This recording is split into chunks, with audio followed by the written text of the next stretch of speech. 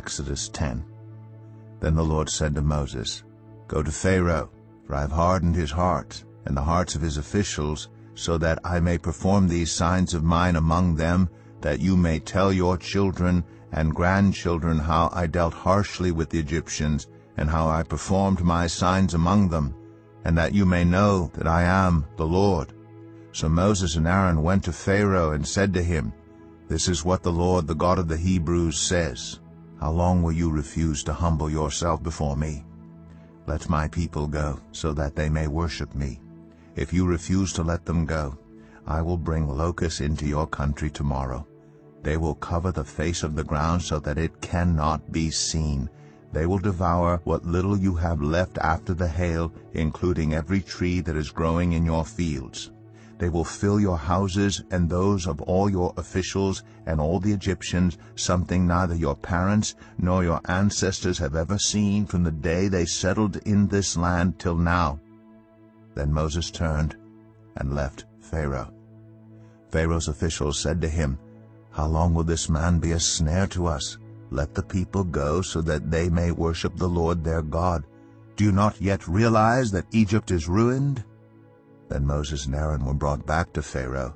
"Go worship the Lord your God," he said. "But tell me who will be going." Moses answered, "We will go with our young and our old, with our sons and our daughters, and with our flocks and herds, because we are to celebrate a festival to the Lord." Pharaoh said, "The Lord be with you if I let you go, along with your women and children. Clearly you are bent on evil. No, have only the men go and worship the Lord, since that's what you've been asking for." Then Moses and Aaron were driven out of Pharaoh's presence. And the Lord said to Moses, "Stretch out your hand over Egypt so that locusts swarm over the land and devour everything growing in the fields, everything left by the hail."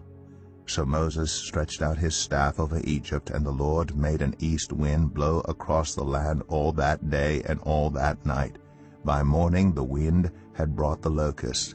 They invaded all Egypt and settled down in every area of the country in great numbers. Never before had there been such a plague of locusts, nor will there ever be again. They covered all the ground until it was black. They devoured all that was left after the hail, everything growing in the fields, and the fruit on the trees. Nothing green remained on tree or plant in all the land of Egypt. Pharaoh quickly summoned Moses and Aaron and said, "I have sinned against the Lord your God and against you.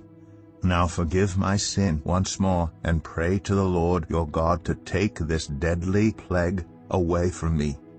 Moses left Pharaoh and prayed to the Lord.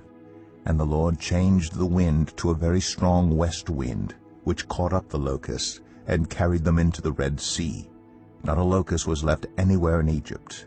But the Lord hardened Pharaoh's heart, and he would not let the Israelites go.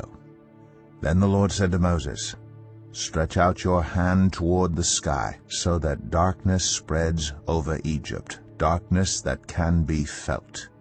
So Moses stretched out his hand toward the sky, and total darkness covered all Egypt for 3 days. No one could see anyone else or move about for 3 days. Yet all the Israelites had light in the places where they lived. Then Pharaoh summoned Moses and said, "Go, worship the Lord. Even your women and children may go with you. Only leave your flocks and herds behind." But Moses said, "You must allow us to have sacrifices and burnt offerings to present to the Lord our God. Our livestock too must go with us. Not a hoof is to be left behind.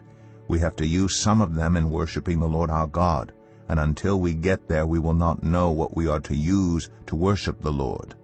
But the Lord hardened Pharaoh's heart, and he was not willing to let them go.